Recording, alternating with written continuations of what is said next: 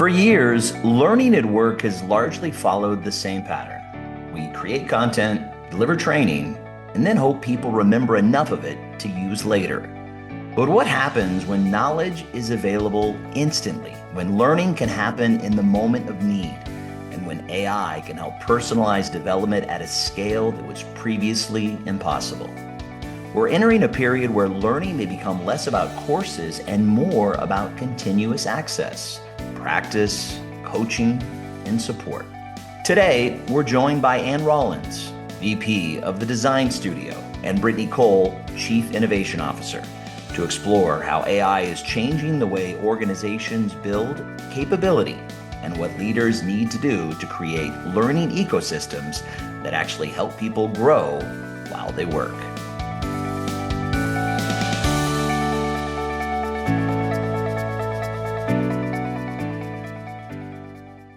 Brittany, and so great to have you both here on the Blanchard LeaderChat podcast. Let's dive right in with our first question for both of you. When organizations think about AI and learning today, where are they focusing, in your opinion, too much, and where are they not focusing enough? Brittany, how about if you start? Great question. I'd say first, so many organizations are still focusing too much on the tool itself. They're asking like, what platform should we buy? Or we gave everybody co-pilots and let's just let them have at it and see the goodness that comes up. And there's, again, great questions, great area to focus because you need to have a tech strategy, obviously, when you're bringing AI into your organization. But most organizations are still lacking focusing on behavior change, capability building, and the actual employee and leader experience. There's too much focus on AI as an efficiency and productivity tool, as opposed to actually helping people reimagine how they do their jobs differently, how they manage conversations differently, how they can make better decisions or solve problems in a different way. So in a way for learning leaders, it's shifting from summarizing and content production and meeting notes to the actual capability and norms that leaders are bringing into their team.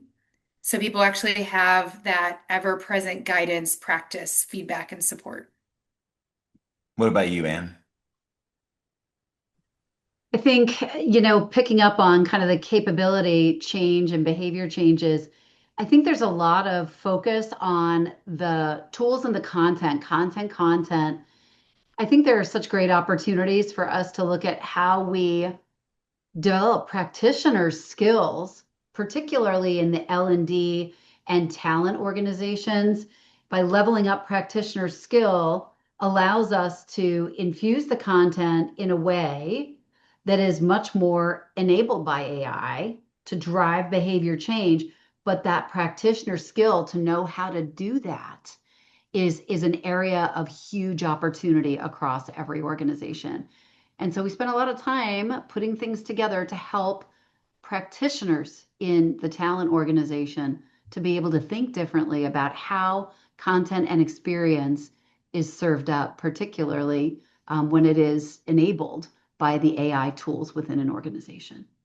I want to focus now kind of on learning programs to learning ecosystems. And Ann, this is really where you thrive. So I'd like to ask you a couple questions. You spend a lot of time helping organizations thinking about leadership, about capability building.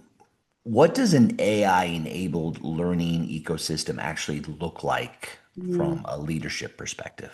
yeah, for sure. As we think about the leadership impact ecosystem, it's what we call it here, Blanchard. Um, it's thinking about leadership strategy, experience. How do you coach and sustain? How do you measure and create that measurement philosophy that wraps around? AI plays a huge role in enabling all of those things to happen. We can use AI to identify gaps and the capability priorities and really look at where do we have solutions for gaps that we're aware of? Where do we not have solutions? We certainly can use it as a wrapper to be able to personalize practice and reinforcement opportunities. The example being able to ask Blanchard.ai, how can I go in and apply the tools to have a high stakes conversation in a way that is going to preserve my brand? Great example of that. Being able to support coaching and reflection to drive me to think about the behaviors that I am applying and building and how I might be able to infuse that more deeply in my work. Um, to be able to provide that in the moment search and experience that wraps around traditional learning. AI is not going to provide that first moment of learning where I'm learning something for the first time. It's relevant to me, and I'm able to actually practice it in a safe environment. What AI can do is wrap around that experience and enrich that to make sure that as an L&D leader, when I'm enacting my measurement strategy, I know that I'm going to get measurable results that will show that the effort and the money was worth it. Follow up for you, Anne. What changes when learning moves from, back in the old days, scheduled events and just Mm, training programs that are accessible, to continuous capability, and development opportunities that are embedded in your daily work? mm. We know we can't dip people in training and they go out and suddenly they're changed humans, right? We've got to be able to provide learning experiences that really matter and that are relevant to them. And the age old learners have to create their own relevance. We can't tell them this is important and they're going to pay attention. So first of all, we've got to get that part right. Next, measurement historically has been smile sheets, level 1, 2-ish, maybe not even that. But level 3, 4 seems to be so far away. And the reason it's far away is because organizations aren't doing enough to embed that sustainment after those important first moments of learning. And so we think about things like coaching, performance support that happens, but that's part of the plan. It's not something that we think about after the fact. It's something that is built and baked into the design. So for example, for our programs, we offer learning labs and experiments. So you have that first moment of learning, and then you're actually going to go out and try it. You're going to come back into a cohort coaching session, and we're going to share the results of that work and really drive leaders to be able to take the things they get in their formal learning and apply them in a way where there's accountability structures built in that they're applying, coming back, working with their peers. And then, of course, the measurement data that I mentioned earlier is going to show a notable change in performance. But it's being able to crack the nut of how do you create a sustainment strategy that is effective and that works, and that's been really hard for our industry as a whole. And certainly at Blanchard, we've got so many ways to bring that richness to life and wrap around our solutions to be able to prove that behavior change at the end of the day. Brittany, I was thinking in preparation of this, I use 4 to 5 different tools on a daily basis. I use them pretty consistently. So and sometimes it grows. I mean the speakers around the house are now upgraded, and so we know though that's a relaunch with what they're doing with their AI. So there's so many tools out there personally, but let's really talk professionally. You're watching the innovation and emerging technology really closely. What AI tools do you think are creating the most meaningful value specifically for learning and development teams today? Yeah, great question. My first comment though on what you just said is, have you started pitting your AI tools against each other? So you get an output from ChatGPT and then you're like, what does Perplexity say about that? And you create like a battle of the LLMs.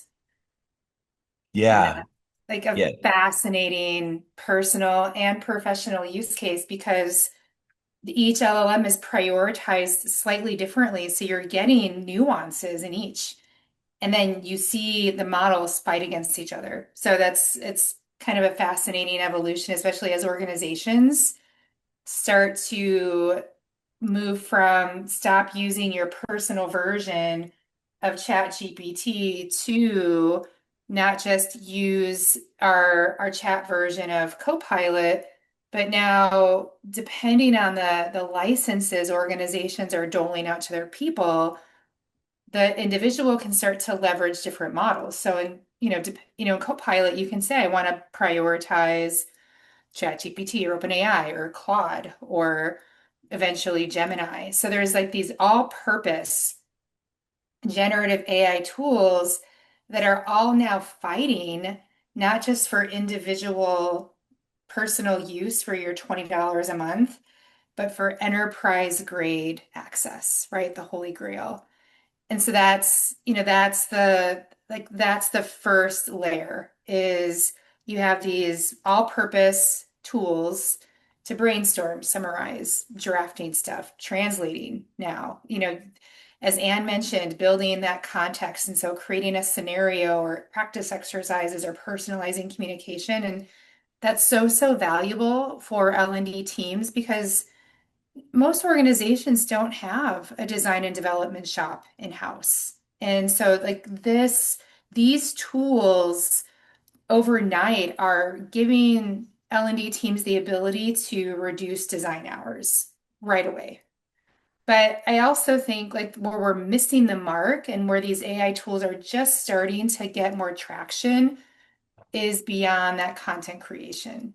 And it's, again, building on what Anne said, it's like supporting coaching. So, what do you do in between a coaching conversation? How do you use AI to not just give you an answer, but help you reflect better in that true performance support? So, it's the preparation, it's the before that moments of need. And I think it's really interesting because I think organizations a year ago it was AI or not AI, and now it's so much more governed. Mm. And so it's akin to the conversation around like how we make decisions of like what shows we watch, right? We buy Netflix, we buy Hulu, we buy Disney Plus, we buy HBO Max, or you buy Comcast and it integrates it all kind of thing. And so and or YouTube TV. And so it's the same sort of, do you buy a big one or do you cobble it? Because kind of like what you said, every platform now has their AI assistant. And so it's L&D teams no different than when LXPs, learning experience platforms, came to market is where do we want our employees' eyeball share to go? Because again, the best tools today are going to be old tools in 3 months because the models just continually get better. So in a way, it becomes less about which tool, but it's what's our philosophy of where do we want employees to spend their eyeball share? I love our listenership. They're different stages of their careers. They're different areas and places within the organization at different levels. And so this is a conversation for a lot of different question rather for a lot of different people. If an organization is early in its AI journey, Brittany, where do you feel like the smartest place for them to begin? Yeah, the last place to begin is what tech. And I think that's where innovation and AI is getting conflated. Is the question we're asking is where does AI fit? But it's kind of reframing and asking like where are people struggling today? Where are leaders under supported? Especially as you know, sort of at the same time AI has been adopted. We've been leveling mid-level leaders, and so spans of control are getting bigger. And so how might we like reduce the same questions employees are asking? How might we have great learning content that people are accessing or of course applying? And so it's where's that repetitive work? And so again, it goes back to not the tool. It's not saying, okay, go use Copilot and figure it out, but it's identifying the who and then the outcome. And so it's for organizations, it's finding those small and safe use cases. Don't try to transform the entire ecosystem in one move. I mean, you can give Copilot, but it's being smarter around how might we do something better and more efficient and support and reinforce and enable or drive knowledge management. And then the second part is governance. And that's where I think like in 6 months from now, I think that's going to be a massive conversation because AI generally today in organizations is so personalized. You're much more in charge of your knowledge management as opposed to like going into a SharePoint site. And so it's having that clear guidance of what people can and cannot put into AI tools, so protecting their own confidential information, but then also making sure access to that knowledge, that intellectual property is actually shared. So it's not, you have a project on topic A, and then your other team members are using the same AI tool, but a different input system. And so it's governance and it's business problems. The same stuff as you think about any innovation. Don't go to the tool first. This focus now for both of you is around building an AI-enabled learning ecosystem. So for both of you, and we'll start with Anne, what does an ideal AI-enabled learning ecosystem look like 3 years from now? So it's crystal ball time. I love a crystal ball. You know, 3 years time, I am hopeful that, first of all, when I think about talent development teams, L&D teams, I am hoping that we have opened up massive horsepower in the L&D practitioners. Um, there are so many out there that still spend so much of their time in design, doing instructional design work. And imagine if you could free up 60, 70, 80% of the time they spend on design and moving that to a place where they're having far more productive solutioning conversations and reaching more audiences more effectively within the organization. That's the first thing. Because when you're freeing up that horsepower to be able to do the performance consulting that a lot of times doesn't even happen today, that's changing the game for organizations. Then a click down the way, all of those populations that are being served more effectively and having the tools for embedded performance support, for all of the leadership work that's happening, for leaders throughout organizations. We've got tools at Blanchard to help practitioners to find that efficiency, to find that horsepower, to be doing higher level work.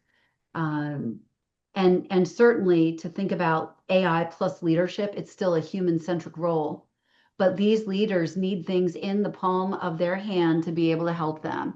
So it might be in the moment coaching that happens digitally via a chatbot that is supportive, that is dynamic, and focused. It could be coaching that is happening, that tools that give them conversation prompts in the conversations that move the business forward.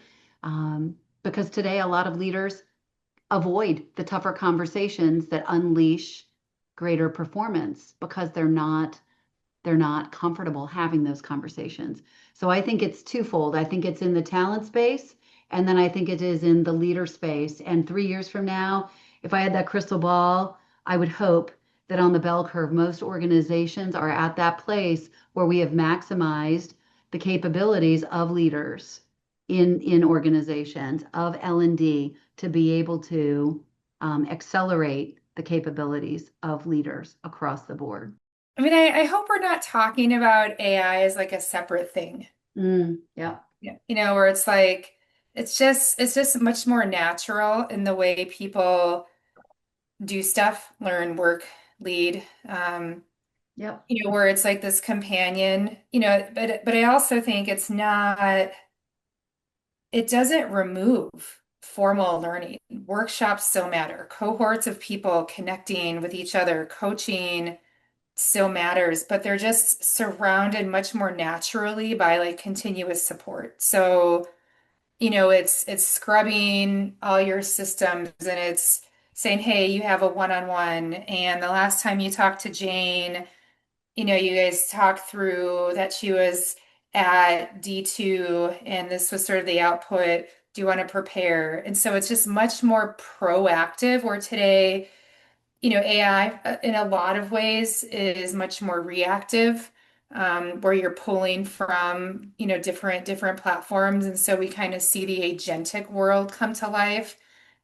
I'd love to see this world where you're less less in screens because the agents are doing the work.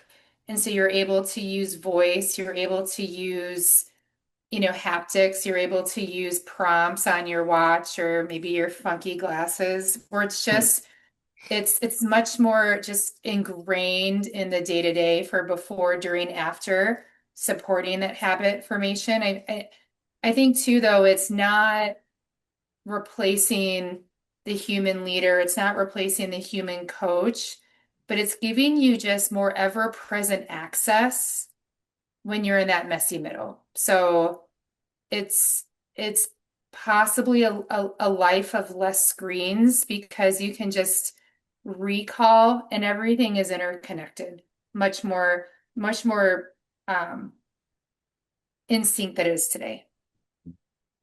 Let's try to make this a little bit more practical. So, Brittany, what's one use case that's delivering measurable impact today that organizations should be paying attention to? It's supporting their managers hands down.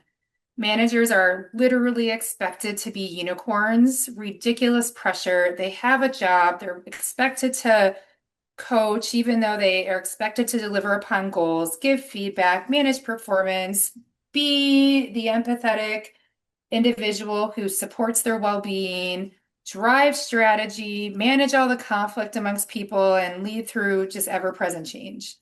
And they just don't have enough support. They don't have enough support from their own leader.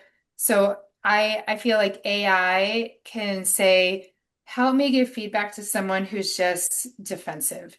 I have a direct report who's totally disengaged. Give me an action plan. I need to have this career conversation, or I have two people who are in complete disarray. What can I do to help, think through that conversation? Let me practice it. Give me some potential reactions and connect back to leadership frameworks. And I say frameworks intentionally because you can get concepts and principles from Gemini, from Chat, from any all-purpose, but we don't do well as humans remembering principles. They're too loose. If we can do a better job of leveraging the AI to actually help us build muscle memory and actually move at the pace of people versus AI, then we can actually then remember that model or framework so we actually can have the conversation that we prepared for. And that's, I believe, where AI can actually become really, really practical, supporting to those really specific behaviors of better one-on-ones, better coaching conversations, and better follow through. And they don't have enough real-time support, so the AI can help them prepare for like those moments that matter. And then the measurable impact comes when you tie that to specific behaviors like better one-on-ones, more frequent coaching conversations. Brittany, you said something there that has me thinking when we're talking about, infusing AI into leaders' worlds so that they're able to have more productive conversations and they're really, really able to get support in the moment. It makes me think about the role of L&D teams in equipping these leaders. This is the perfect time. We actually just launched a series of 4 speaker series at Blanchard. It's called the AI plus Leadership series. And the topics are using AI with intention, fostering critical thinking, human-centered leadership, and AI-supported conversations. This is going to be a core skill for every single person, not just leaders in the workplace, to be able to up their AI competence so that they are able to very, very deftly take these tools into their tool belt to be able to make more space for the higher order thinking and working. So I think it's certainly our leaders are critical and critical core, and it branches out further and beyond that. And where are you seeing the greatest impact when it comes to leadership development, manager development, or even enterprise capability building? Mm, that's a great question. I'll go back to our L&D practitioners, Chad. When I think about the remit of L&D teams and AI's significant disruption, it's about, we talk tools and tech, and a lot of it is disconnected. When I think about the broader leadership development architecture, I think about the ecosystem, the leadership development ecosystem in organizations. And it's things like making sure that your strategy is really clear, having really exceptional learning design, which can be supported by AI, being able to measure that, being able to sustain it. So imagine AI-based coaching in the flow of work, as Brittany was just mentioning. Using AI as a tool to help design experiences that are deeply connected, um, and using AI along the way. But that is predicated on your L&D practitioners having competence using these tools and systems in their work. And that has been a real focus for us at Blanchard, particularly in our custom solutions team, is helping to equip L&D practitioners with the skills they need to be able to do this important work to create the ecosystem of tomorrow that is largely predicated on a woven together blend of content, experience, and enabled by AI. Next question for both of you, Brett. We'll start with Mhm. you. What capabilities do you think are going to define a successful learning organization in the next few years? The first thing I think about is the organizations that will leapfrog ahead are so good at diagnosing the capability and skill gaps, not just training needs, but really where what they need to deliver to their customers, they know what needs to be done. And so they can just see and understand what the business needs that their people need to do differently.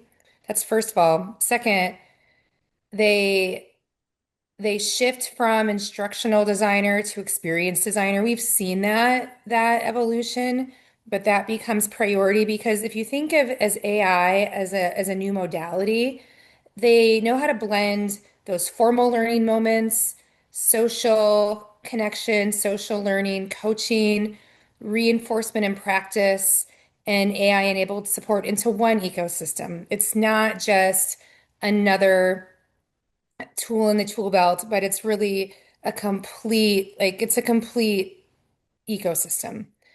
Um, the organizations that always shine, they have a focus on data and measurement and not just NPS, not just completion rates, but really like behavior change, confidence, and business impact, even if business impact to some degree is correlated and not causal.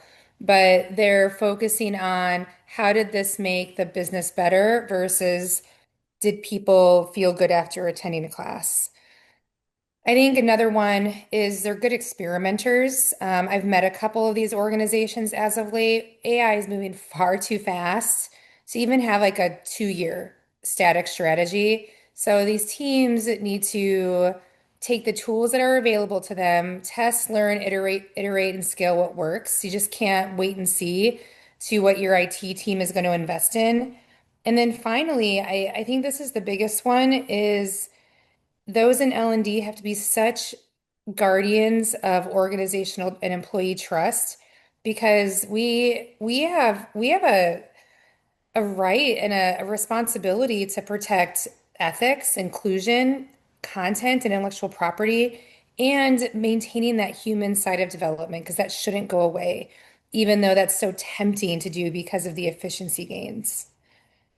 We're going to try something new. We haven't done this on the LeaderChat.